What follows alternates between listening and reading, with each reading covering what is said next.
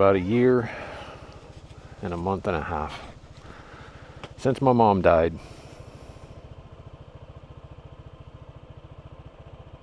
Hasn't been all that long. But my father just passed away this last Wednesday.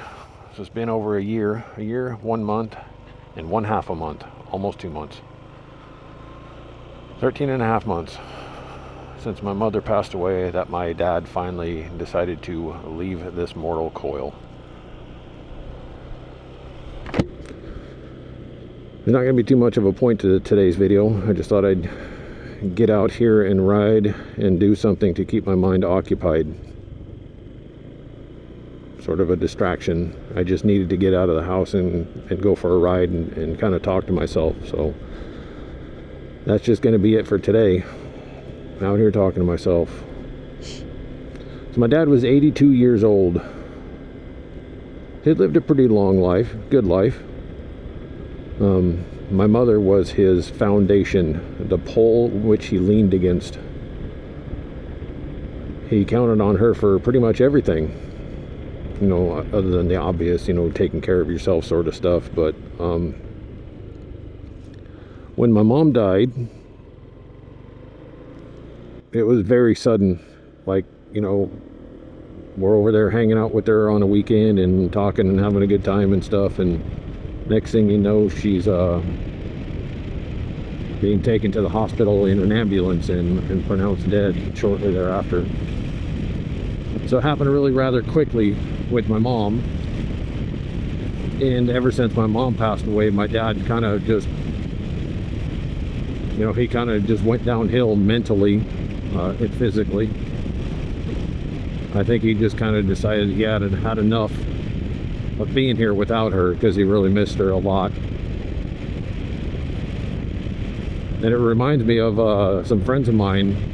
I knew this guy named Charlie. He owned a used car dealership in this town, and I used to go hang out with him all the time, and he was really close with his wife. Her name was Yolanda, and she passed away before him, and after that his heart just wasn't in it anymore, and you know, a couple years later he died of a heart attack, and they were only 51 years old. That is way too young. But she had died, Yolanda, she died of pancreatic cancer. And, you know, Charlie fought a lot to keep her alive, tried to get her healthy and everything. But if you guys know anything about pancreatic cancer, that's pretty much a one-way ticket. There ain't no coming back from that. So anyways, when my mother passed away, my dad, everybody could see it. He was just preparing himself over the last year to join my mom. And it's weird to say, but I'm glad for him, I'm happy for him that he's with her now, because he just kind of struggled. He missed her so much, and his heart was just so broken that he just wanted to be with her. And I don't blame him at all for it, you know. I'm gonna do something stupid. Let's jump on the highway here. I've not had this thing on the highway yet. Let's see if it can do the speed limit, which is 60 on this little stretch of highway, so it's not too bad. Come on, little ADV. Let's see what you got. Let's go and exit, shall we?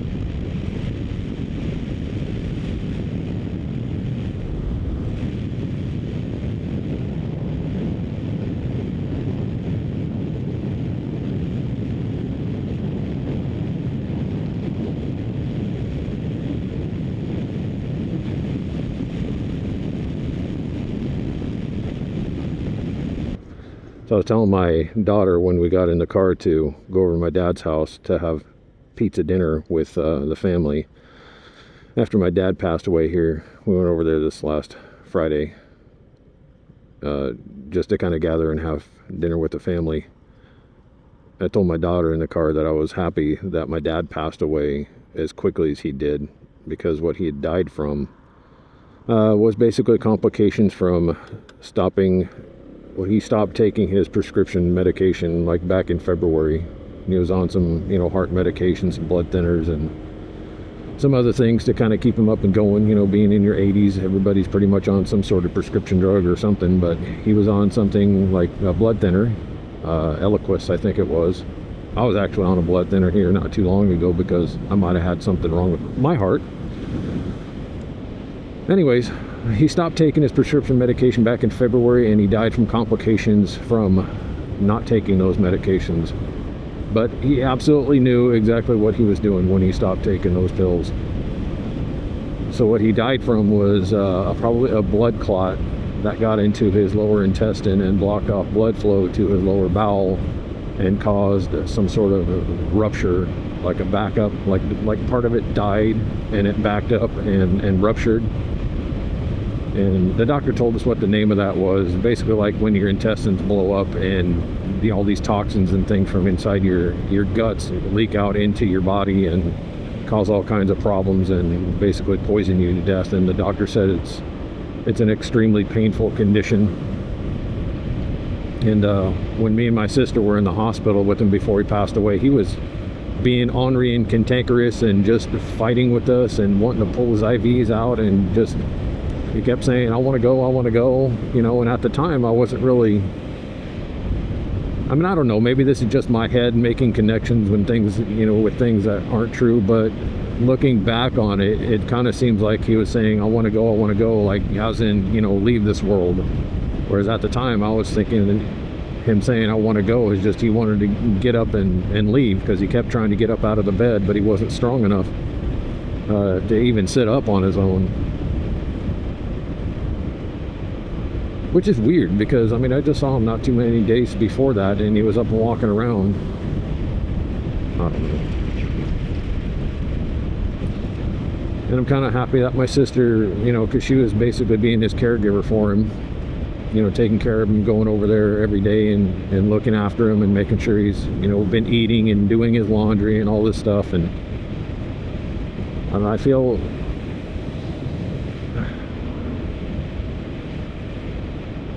I know it's a kind of a fucked up thing to say because I'm going to miss him, but I'm really glad that he went as quickly as he did, as soon after my mom as he did, because they're together now and he doesn't have to live without her anymore, and he's not in pain anymore, and my sister won't have to look after him anymore, because she was doing a really good job, and I know she's under a lot of stress, you know, having to look after him and stuff. It's not an easy thing to do, to take care of an elderly person, because they can be buttheads sometimes, for sure. But anyways, I'm glad that when he, you know, decided it was his time, he went to the hospital, and within just a few hours he was gone. I'm glad he didn't lay there and suffer for, you know, hours and days and weeks on end before he passed away, because the doctor had told us there's, you know, his condition, there's no coming back from it. You know, they said that even young people, when that happens, it's a difficult recovery process. I used to live out here. I don't know if I want to ride over there though. That's, yeah, let's go this way. Ain't been out here in forever.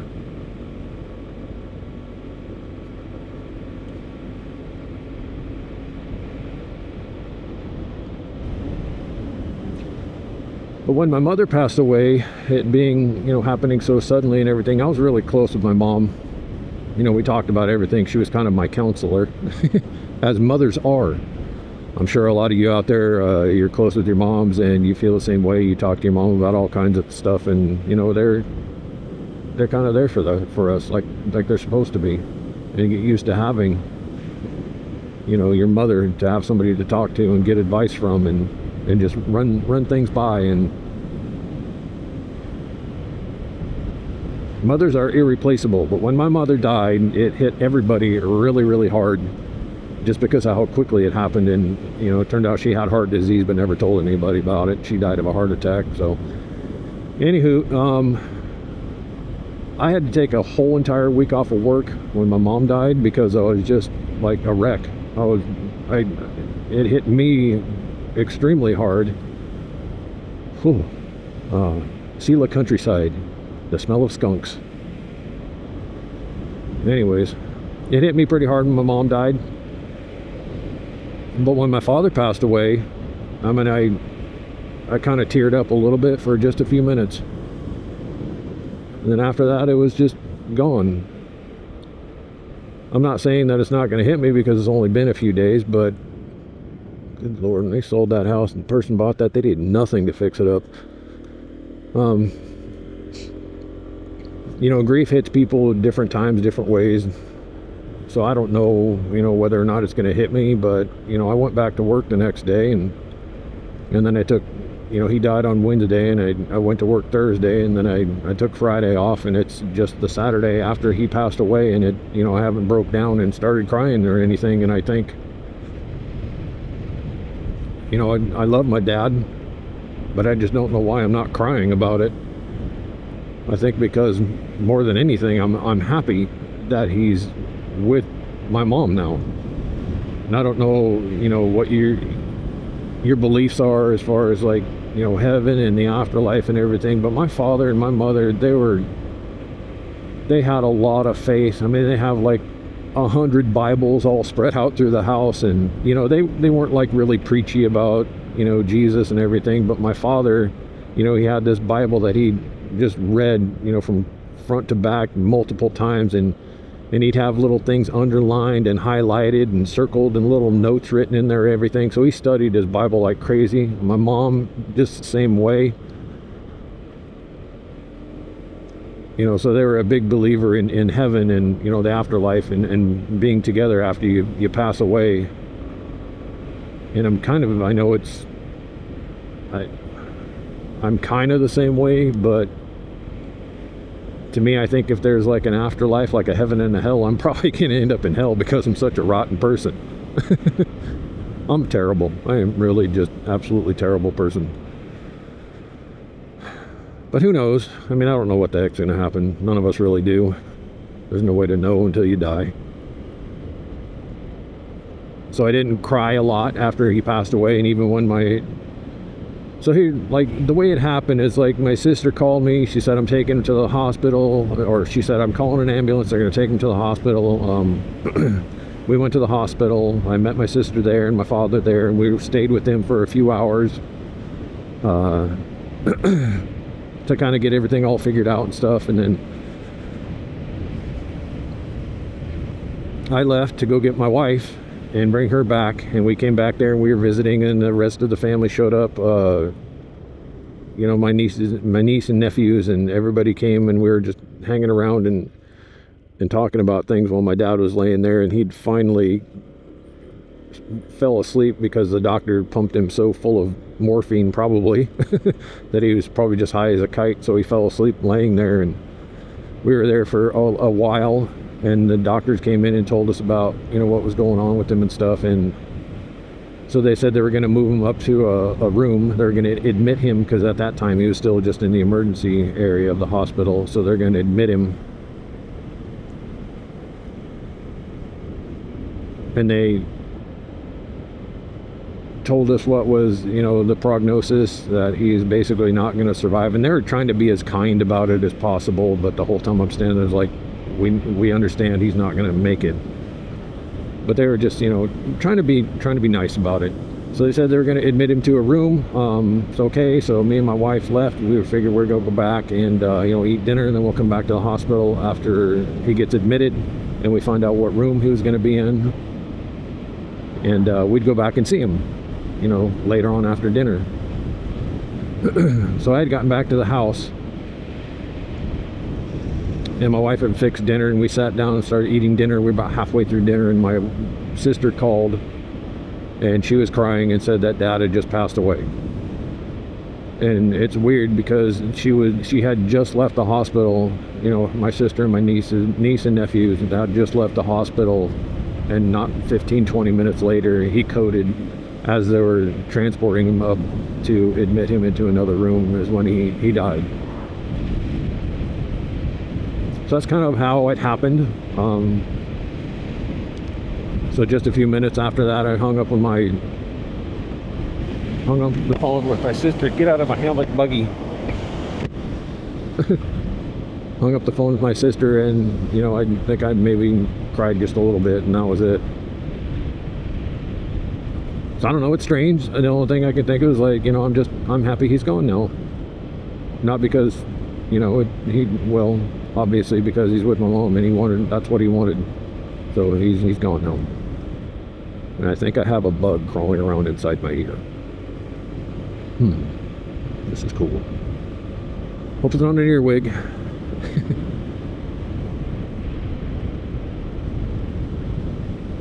So here we are, however longer later after I left the cemetery, and I'm just riding around out here because I needed to go for a ride on my little ADV 150.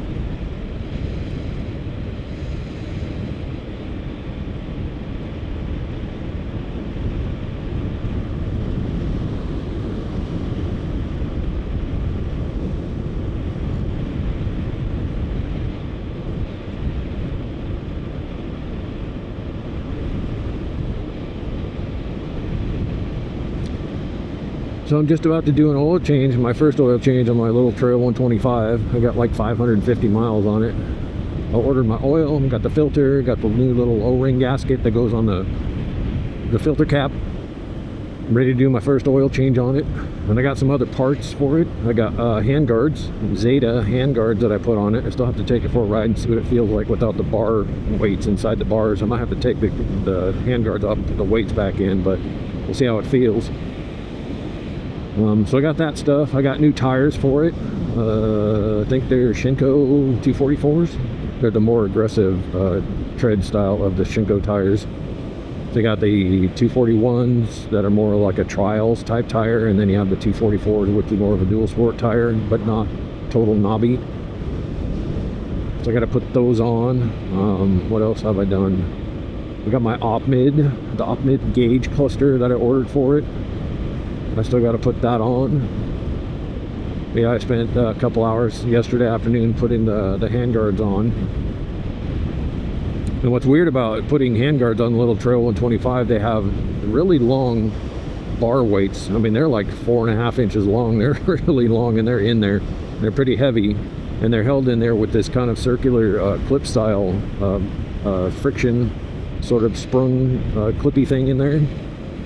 And if you don't know how to get them out of there easily, you could really struggle with it. And I kind of wish I would have recorded those, how I got them out of there.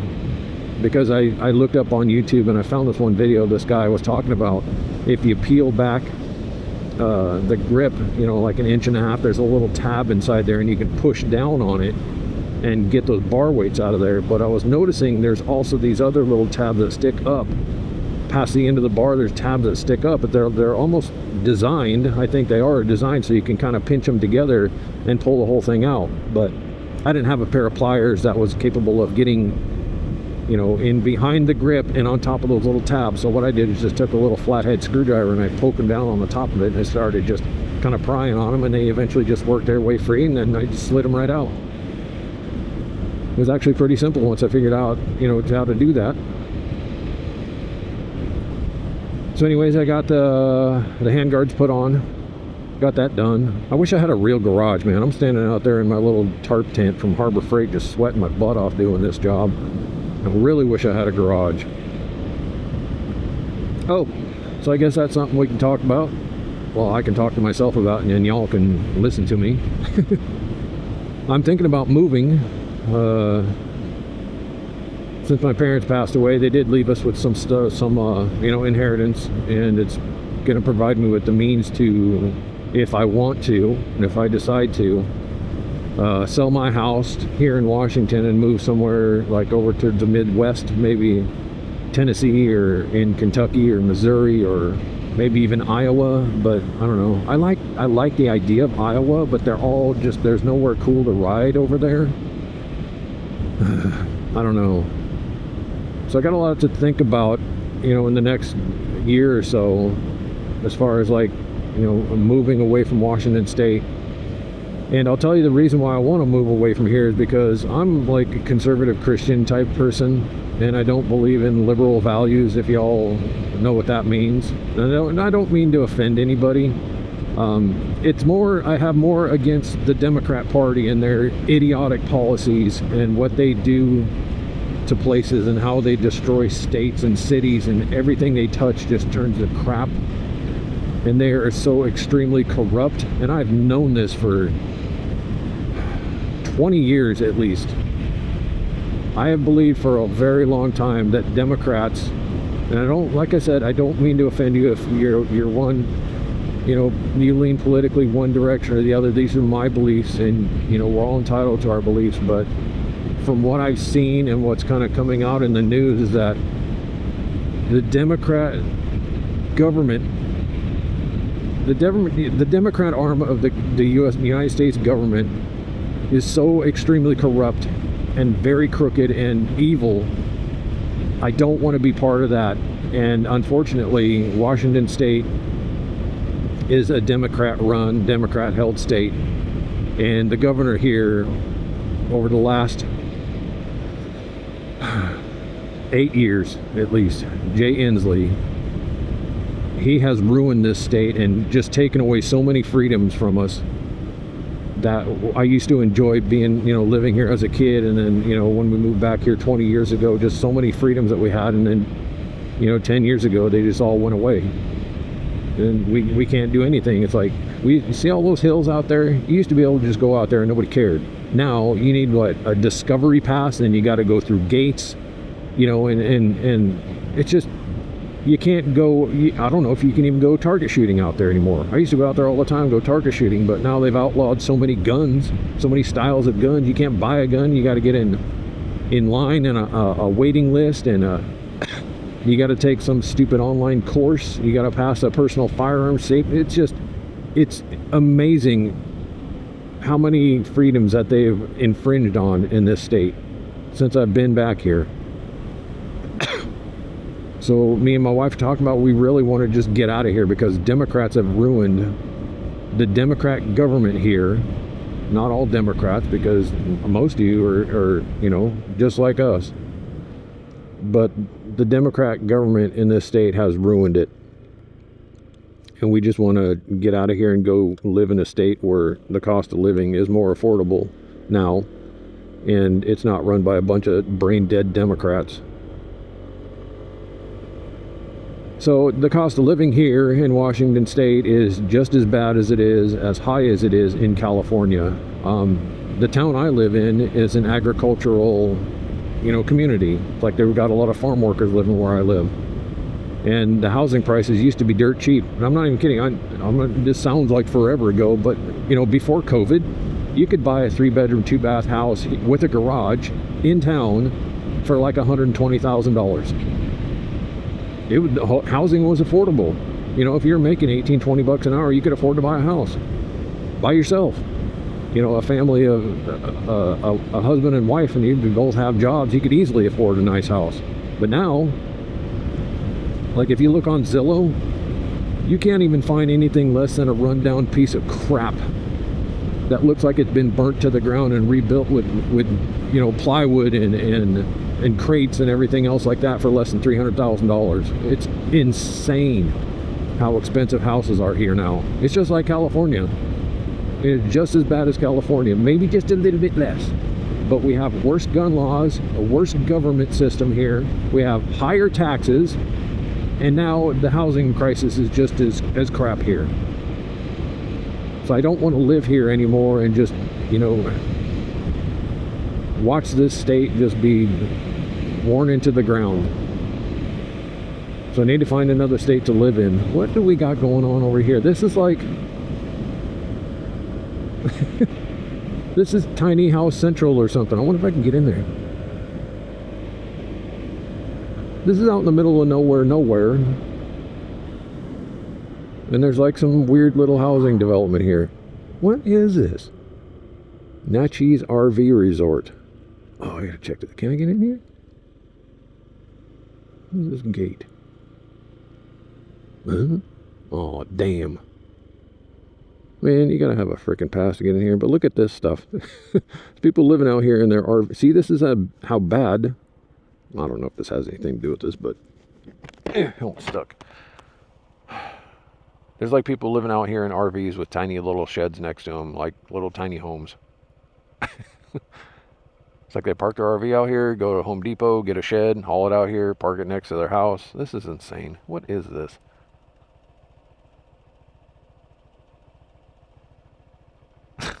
What are they doing? It's not like this is like a cheap alternative to living, because they got $200,000 RVs next to their $10,000 Home Depot shed. What does this country come to? Seriously. I wish I could go in there. I got it all blocked off. It's an elite tiny home community. Naches RV Resort. How funny. But look where we're at. Nothing, tiny home resort. And it's filling up too. Why did I find that amusing? I don't know.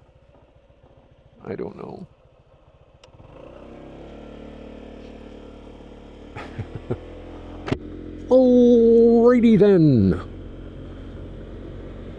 Okay, whatever. Look how nice these things are, though. They're like $200,000 RVs. Dude's got like a $100,000 F-350 and like a freaking $40,000 tiny home. Look, check it out. There's like a CVO Harley Davidson on the back of that one. What the fuck are these people? Man. Talk about first world problems. Man. I don't know, maybe I'm overreacting. Maybe that's a thing now. Big giant RVs with tiny homes next to them. I wish I had those problems. I really do. Whoever thought of that idea was a freaking genius. You know what? I'm gonna go out in the middle of nowhere. I'm gonna put a parking lot there. And then I'm gonna call it an RV resort. And you know what's funny? That guy's probably charging like $800 or $1,000 a month for those people just to park there. Genius idea. That guy needs to build right next to it. He needs to build a storage unit so that those people have some place to keep all their extra crap. Maybe I should talk to him. Yeah, business partnership. Ooh, check this out. Look at that view.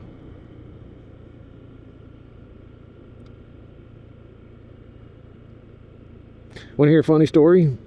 Long time ago, when my daughter was born, my wife is down in the hospital, just had a daughter, and it was really late at night. It was the winter time because my daughter was born in December. So my son, he was like, almost 2 years old, just a couple months shy of being 2 years old. I had a little Ford Ranger, a 1998 Ford Ranger. So we're at the hospital, and we say goodbye to my wife and kiss her goodnight, and we come back to the house where we're staying at, which is out here in the country. And the roads are like really icy and slippery because there had just been like an ice storm that came through. And so I bring my son back out, and I decided to take this hill coming back to the house where we were staying, because the other hill, it's not as twisty, but it's even steeper. And I tried to climb that hill in the ice before and did nothing but slide all over the place. So I thought I'd climb up this hill in my little Ford Ranger, which was a four-wheel drive. 98 Ford Ranger XLT four-wheel drive. And we're coming up this hill, and it got so bad that basically it took me probably an hour and 15 minutes, hour and a half to go from the bottom of the hill to the top of the hill because it was so slippery.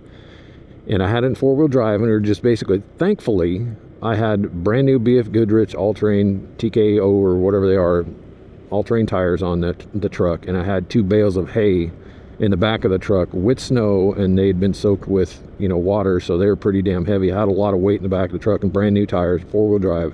But still, it took me like an hour and a half to climb this hill, and the whole time the truck's just going dunk, dunk, dunk, dunk, dunk, just catching track and just kind of lunging forward, dunk, dunk, dunk, dunk, all the way up this hill, biting my nails the whole way because there's no guardrail here, and it's kind of a crown to the road. And man, that was, I tell you what, we should have just pulled up a bed there in the hospital room and just slept there.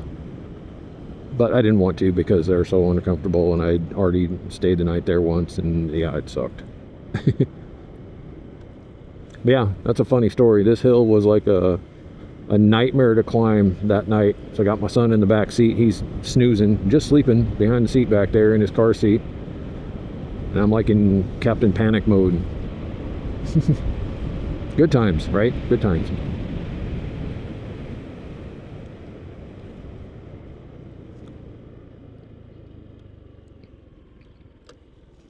So I wonder, a bit of haze in the air. I don't see any smoke today, but yesterday it was like really smoky out, like something else was on fire again. $1,407 miles on my little scoot. I love this bike. So yeah, we're thinking about, damn, bumps. So me and my wife are thinking about either, my brother lives in Kansas, in Goodland, Kansas, which is the western part of Kansas. And, you know, it's a cool little town, all that stuff, but flat. I mean, there's none of this around. There's like nothing like this around there. So we're either thinking about Kansas or Missouri, Iowa, let's see, Kentucky, Tennessee, maybe Western Virginia, like the very far western part of West Virginia, Indiana, Ohio, you know, just somewhere over there in, you know, midwestern area, kind of to the east a little bit. I wouldn't mind living in Pennsylvania. I think that state is absolutely beautiful. I would love to live there. But we'll see. I mean, that's really, really far over there. I want to be somewhere close to my brother so that we can just, you know, hop in the car and have like a 2 or 3 hour drive and go hang out with them and stuff. Yeah, over the next couple of years, I'm really going to have to start thinking about that and start thinking about the process of putting my house up for sale and getting everything all put together to get moved somewhere else, because I think it's just time for a change. You know, I've been at my job for 17 years, maybe even 18, I don't know. It's been a long time that I've been there. And I'm really, you know, I make good money, but I'm really just tired of all my money going to just paying bills and things. You know, you go to Walmart, I'm sure a lot of you guys are like this too. You go to Walmart and you spend $200 on one cart, you know, full of groceries. It's ridiculous. I think I'm ready for a change of scenery and go to somewhere where I have never lived before and just kind of experience a new start, because that's kind of the mindset that me and my wife are in. And since my father passed away, you know, I got my nephews and my niece that lives here, and, you know, my family's gotten really pretty small. My extended family, I don't talk to any of them, like my aunts and uncles and things. I don't hardly ever speak to them unless I ran into them over at my mom's house. And that's not going to be a thing anymore, because now my dad's dead, and, you know, that's not going to be the place to gather. But I think we're just ready for a change. I wouldn't mind, you know, if I could have a house out here in this little town of Naches, then I'd just buy a house out here and be perfectly happy, because it's nice and quiet, and I just, you know, keep my job and stuff. But gosh, these houses out here hardly ever come up for sale because they're in high demand, because this is such a nice, quiet little community out here. And if you do find one for sale, you're going to spend $350,000 for one. 6 or 7 years ago, I was out here riding around. There was a house out here for sale for like $149,000, and I should have bought it. I keep telling myself I'm such an idiot for sitting on this, you know, being a renter for so long, that I should have bought a house so long ago. Because if I would have bought a house, you know, 5 years ago for $150,000, finance it at like, you know, 5% or whatever the heck it was, you know, put some money into it and then refinance it when the rates dropped to like, you know, under 3%, and then it could have had, you know, ooh, there's one for sale right over there. Could have had a lot of equity already built up in it, and a really low interest rate and a low payment. That's a neat little house. $315. Let's get turned around here. Home for sale. What's it say? Let's see what this is.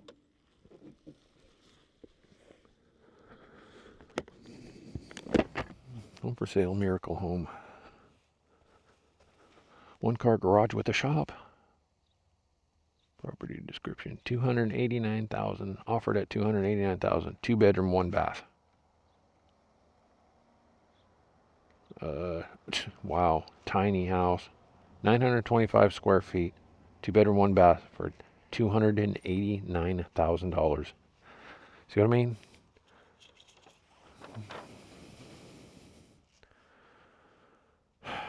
This is what I'm talking about, like with houses in my area. This house, you know, probably 7 or 8 years ago would have been $50,000 or $60,000, because it's a tiny little house. 925 square feet, and they want almost $300,000 for it. Insane. Pretty little house in this quiet little town, though. Man, I should have bought a house a long time ago. Anywho, let's go around the back alley and see what the little garage looks like.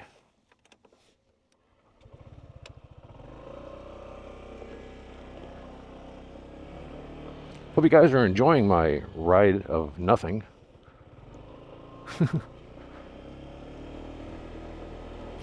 No particular topic. Let's go see what the alley looks like. Is this it? Yeah. Ugh. Oh, look at that. Yeah, it is a little one-car garage shop. But look at the property. Nice little property, though. It almost looks like a house. That's a decent-sized little garage, though. See, that's what I need. Just some little one-car garage slash shop. I can have all my bikes in. Huh. Too bad it's $300,000. And that's just a little bit above what I would want to pay for something. Nice town, though. Although I got a bunch of equity in my... Man, never mind. Don't even think about it. Ooh, the next Willie's wagon right there. Those things are so cool. Check out that old lawnmower with the vintage Polaris snow machine front on it. Hi, puppy. Oh, settle down.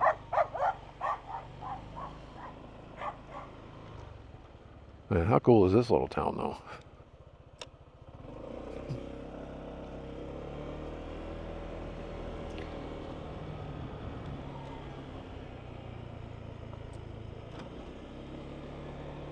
There's a kitty. Hi, kitty.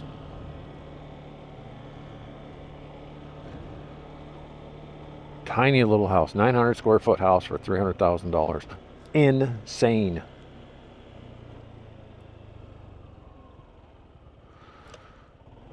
Well, anyways, I think I'm going to stop the video here. If you're still here at this point in the video, man, you're one of my favorite viewers. If you stuck with me this long to this video, through this video, talking about absolutely personal stuff and just dumb stuff, then I appreciate you being here. I really do. So I'm gonna stop the video here anyway. So anyways, thanks for watching. You guys ride safe, be safe out there, and I'll see you on the next video.